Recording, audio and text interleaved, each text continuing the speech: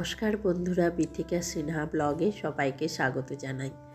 সকালটা যদি যোগ এবং ভালো খাবার দিয়ে শুরু করা হয় তাহলে সত্যি দিনটা খুব ভালো যায়। আমার তো যোগা না করলে সকালটা ভালোই লাগে না, আমি প্রতিদিন করি। আজকে আপনাদের সাথে শেয়ার করছি। এখন সকাল দিকটা ঠান্ডাও পড়েছে বেশ ভালো, তাই ছাদে চলে এসেছি। একদমই রোদটা গায়ে লাগছে না, দেখুন আজকের রোদটা একদমই কম লাগছে, তাই ছাদে এলাম। আপনাদেরকে আগেও বলেছি যে যোগা আমি 2015 সাল থেকে করছি। যোগ এবং আয়ুর্বেদের দ্বারাই আমি সফল হয়েছি, অনেক কিছু ঠিক করেছি। নিজের ইনফার্টিলিটির প্রবলেম ঠিক করেছি, ঠান্ডা লাগার প্রবলেম ঠিক করেছি। আমার ছেলে তো হয়েছে যোগের আশীর্বাদেই।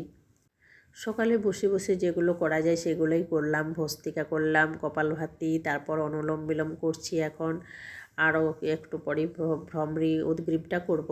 এগুলো সত্যি বিছানাতে বসেও করা যায়, যোগার থেকে সহজ কিছুই আর হয় না। মানুষ শুধু টাইম নিয়ে করতে হয়, এইটুকুই যা। এটা হচ্ছে ভ্রমরি।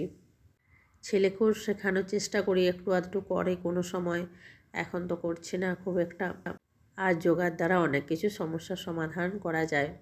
কত মানুষ কম বয়স থেকে রোগে কষ্ট পাচ্ছে, সেগুলো শুনলে আমার সত্যি মনটা খুব খারাপ লাগে। যোগা করার সাথে সাথে হেলদি খাবারও খেতে হয়। আমি যোগা করে নিচে চলে এসেছি, তারপরে 1 গ্লাস গরম জল খাই, হালকা গরম জল।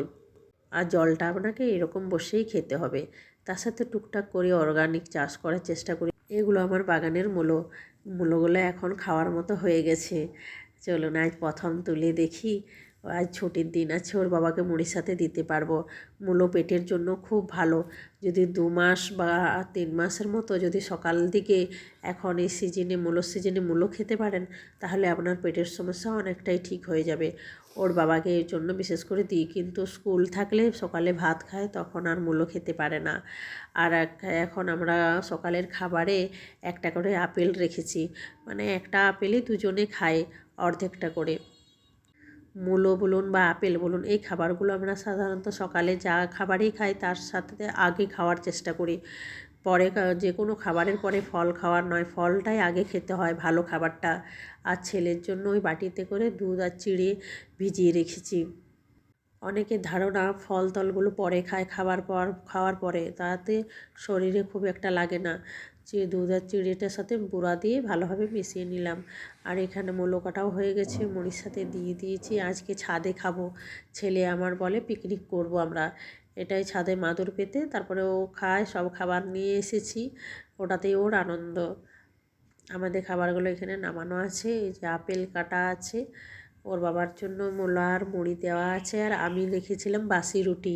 বাসি রুটি আগে ফ্রিজে রাখতাম, কিন্তু ফ্রিজে রাখাটা ঠিক নয়, বাইরে রাখাটাই ভালো। আর আমি অল্প একটু দুধ নিয়েছি, আর দুধের সাথে চ্যবনপ্রাশ নিয়ে নিয়েছি, আর একটু হলুদ দিয়েছি দুধের সাথে। যাদের ঠান্ডা লাগা ধাত আছে তারা এরকমভাবে দুধ দিয়ে খেতে পারেন। সাদা দুধটা খেলে সর্দি হওয়ার বেশি ভয় থাকে। আর দুধের সাথে হলুদ বা চ্যবনপ্রাশ বা শিলাজিৎ মিশিয়ে খেলে, তাহলে কেশর মিশিয়ে খেলে ঠান্ডা লাগার জন্য খুব ভালো। আমার ছাদে চলুন কী কী গাছ আছে দেখায়। একদিকে এটা শিম গাছ আছে, শিমের ফুলগুলো এখন দেখতে ভারী সুন্দর লাগছে গোলাপি কালারের সাথে। আর এইদিকে আছে লাউ গাছ একটা। ছাদে মানে এদের গোড়াগুলো সবই মাটিতে, আপনাদেরকে আগেও বলেছি। আর এগুলো সব আমি ছাদে তুলেছি অল্প জায়গাতে, তাহলে অনেকগুলো গাছ করা যায়। এখন ছাদে লাউয়ের দেখুন ছোট ছোট যাই আসছে, কুড়ি আসছে। ছাদে এলে এইসব গাছ দেখে অনেকটা টাইম কেটে যায়। গাছগুলোর ডগাগুলো দেখি কতগুলো কুড়ি হয়েছে, পাতাগুলো দেখতে, কচি কচি পাতাগুলো দেখতে না দারুণ ভালো লাগে। আর একদিকে আছে একটা ঝিঙে গাছ তুলেছিলাম, এই বছর প্রথম তুলে দেখলাম যে হয় কি হয় না। এই দেখুন একটা ঝিঙেও ধরেছে, একটু পোকাও লেগে গেছে।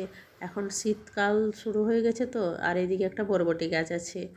খুব বেশি ঝিঙে ধরবে না, কিন্তু গ্রীষ্ম বর্ষাতে করলে ভালো ধরতো।